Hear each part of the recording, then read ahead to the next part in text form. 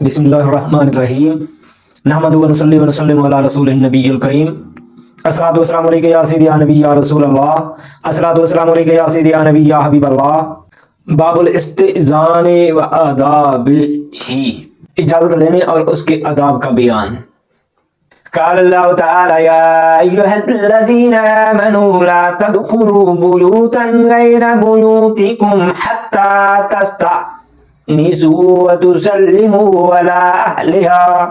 اللہ تعالیٰ نے ارشاد فرمایا اے ایمان والو داخل ہوا کرو دوسروں کے گھروں میں اپنے گھروں کے سوا جب تک تم اجازت نہ لے لو اور سلام نہ کر لو ان گھروں میں رہنے والوں پر۔ مطلب کہیں بھی کسی کے گھر جاؤ تو سب سے پہلے دروازہ کھٹکھٹاؤ اور ان کو سلام کرو، سلام کر کے ان سے اجازت لو کہ میں اندر آ جاؤں۔ اجازت ملے تو پھر ہی ان کے گھر جاؤ، اجازت نہ ملے تو پھر چاہیے بندے کو وہ واپس چلا جائے۔ اس میں اللہ کی فرما برداری ہے، توہین نہیں ہے اس بندے کی۔ دوسری آیت مبارکہ اللہ تعالیٰ نے ارشاد فرمایا جب حد بلوغ کو پہنچ جائیں تمہارے لڑکے تو وہ بھی اجازت طلب کریں جس طرح اجازت طلب کرتے ہیں وہ جو ان سے پہلے ہیں۔ اب کچھ احادیث بیان کروں گا۔ حضرت ابو موسیٰ اشعری رضی اللہ تعالی عنہ فرماتے ہیں کہ میں نے حضور صلی اللہ علیہ وآلہ وسلم کو فرماتے سنا 3 مرتبہ اجازت طلب کرو، اگر اجازت مل جائے تو ٹھیک ورنہ واپس لوٹ لو۔ اجازت نہ ملے تو اپنی توہین نہ سمجھو کہ میں ان کے گھر تک چل کے آیا ہوں اور اجازت نہیں ملی تو میں زبردستی ان کے گھر جاؤں گا، نہیں، یہ اللہ اور اس کے رسول کی نافرمانی ہے۔ اجازت طلب کرو اور اجازت نہ ملے تو اپنے گھر واپس چلے جاؤ۔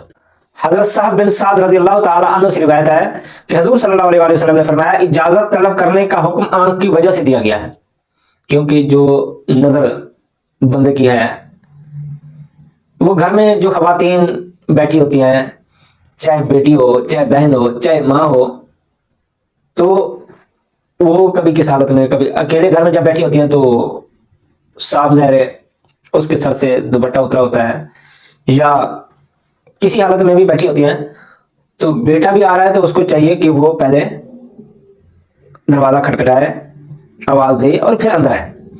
اور جیسے باپ ہے بیٹی کے گھر آ رہا ہے تو اس کو بھی چاہیے کہ وہ دروازہ کھٹکائے، اجازت لے، پھر اندر آئے۔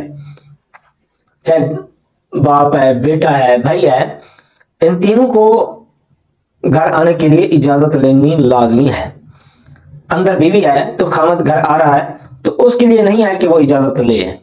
تیسری حدیث حضرت ربی بن حراش سے مروی ہے، فرماتے ہیں بنو عامر کے ایک شخص نے یہ بات بتائی کہ اس نے حضور صلی اللہ علیہ وسلم سے اجازت طلب کی۔ آپ گھر میں تشریف فرماتے اس نے عرض کیا کیا میں داخل ہو جاؤں؟ حضور صلی اللہ علیہ وسلم نے اپنے خادم سے فرمایا بہر اس آدمی کے پاس جاؤ اور اس کو اجازت طلب کرنے کا طریقہ بتاؤ۔ اس سے کہو یہ کہے السلام علیکم، کیا میں داخل ہو جاؤں؟ کیا میں اندر داخل ہو سکتا ہوں؟ اس آدمی نے حضور صلی اللہ علیہ وسلم کی بات سن لی اور سنتے ہی اس نے عرض کیا السلام علیکم یا رسول اللہ، کیا میں اندر داخل ہو سکتا ہوں؟ تو حضور صلی اللہ علیہ وسلم نے اس کو اجازت عطا فرما دی۔ یہ نبی پاک صلی اللہ علیہ وسلم کے جو بھی طریقہ کار ہیں یہ مومنوں مسلمانوں کے لیے آخرت کے لیے فائدہ مند ہے۔ ہم اس کام ان کے کیے ہوئے کاموں پہ عمل کریں گے، ان کی سنت پہ عمل کریں گے تو ہماری آخرت اچھی ہوگی، ہماری آخرت کی بھلائی ہے اس میں۔ ہم ان کی سنت پہ عمل نہیں کریں گے تو ہماری دنیا بھی خراب اور آخرت بھی خراب، ہمارا ٹھکانہ پھر جہنم ہوگا۔ تو اس لیے اللہ تعالیٰ نے فرمایا ہے میرا محبوب اپنی خواہش کے مطابق نہیں بولتا، جو وہ منہ سے نکالتا ہے وہی میری خواہش ہوتی ہے کہ وہ یہ بولے تو وہ بول دیتا ہے کہ میرا محبوب اپنی خواہش کے مطابق نہیں بولتا، وہ میری خواہش کے مطابق بولتا ہے، میری رضا پہ بولتا ہے۔ تو نبی پاک صلی اللہ علیہ وسلم کا فرمان اللہ کا فرمان ہے۔ 5ویں حدیث ہے حضرت قلدہ بن حمر رضی اللہ تعالیٰ عنہ سے روایت ہے، فرمایا میں نے حضور صلی اللہ علیہ وسلم کی خدمت میں حاضر ہوا، میں اندر داخل ہوا اور سلام عرض نہ کیا۔ حضور صلی اللہ علیہ وسلم نے فرمایا لوٹ جو باہر جاؤ اور یہ کہو السلام علیکم، میں اندر داخل ہو سکتا ہوں؟ تو اس نے ایسا ہی کیا، باہر چلا گیا اور باہر جا کے پھر اس نے کہا السلام علیکم، میں اندر داخل ہو سکتا ہوں؟ تو نبی پاک صلی اللہ علیہ وسلم نے اجازت دے دی کہ اندر آ جاؤ۔ हजरत अनस रज़ी अल्लाह ताला अन्हु अपनी मिराज वाली मशहूर हदीस में बयान करते हैं कि हजूर सल्लल्लाहु अलैहि वसल्लम ने फरमाया, फिर जिब्राइल अलैहिस्सलाम मुझे ऊपर आसमान दुनिया की तरफ लेकर गए। उन्होंने दरवाजा खोलने के लिए कहा तो आगे से कहा गया कौन है?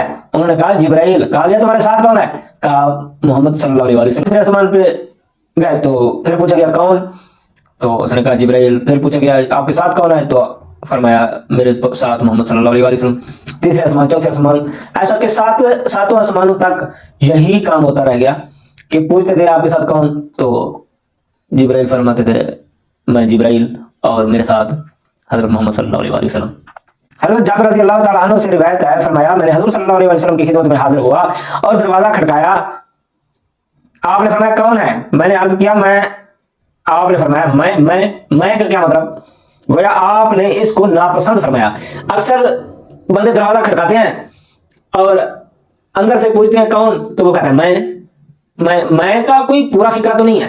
मैं कहने से किसी को अंदर पता थोड़ी चल जाएगा कि कौन है मैं वाला। तो इसलिए अपना नाम और कुनियत वल्दियत बतानी चाहिए कि मैं फलां बिन फलां आया हूं। जैसे मैं खड़ा होता हूं, मैं कहूं कि मैं सुहेल आया हूं, तो वो आगे पूछ लेते हैं कि कौन सा सुहेल, तो फिर मैं कह सकता हूं सुहेल बिन अब्दुल हमीद में आया हूं। तो इसीलिए इजाजत लेने में कोताही ना किया करें, क्योंकि जो इजाजत नहीं लेगा, बगैर इजाजत के अंदर दाखिल होगा, अल्लाह और उसका रसूल उस पर सख्त नाराज होंगे। और जिस पर अल्लाह और उसके रसूल नाराज हों उसकी दुनिया भी खराब और आखिरत भी खराब। जन्नत का ताल्लुक तो अल्लाह और उसके रसूल को राजी करने में है।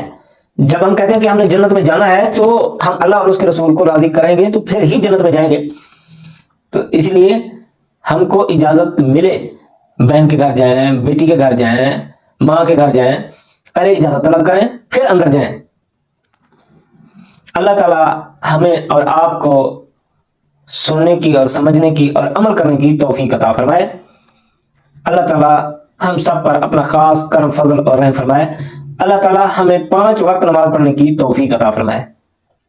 मिलके आमीन कहें कि किसी की आमीन अल्लाह ताला कबूल कर ले और हम सब 5 वक्त के नमाजी बन जाएं। हमारी जो भी वीडियो आए आपके पास उसको पूरा देखा करें, फिर ही पूरी बात समझ आएगी। हमारा जो भी बयान होता है कुरान और हदीस की रोशनी में होता है। अल्लाह ताला हमें और आपको कुरान और हदीस जोश और जज्बे के साथ सुनने की और समझने की तौफीक अता फरमाए। हमारे चैनल को एम सुहेल अलमानी इसको सब्सक्राइब भी कर लिया करें और बेल के बटन को भी दबा दिया करें, क्योंकि हमारी आने वाली नई वीडियो आप तक पहुंच सके। वमा अलैना इल्लल बलागुल मुबीन। सल्लल्लाहु अला हबीबिही सय्यिदना मुहम्मद सल्लल्लाहु अलैहि वसल्लम।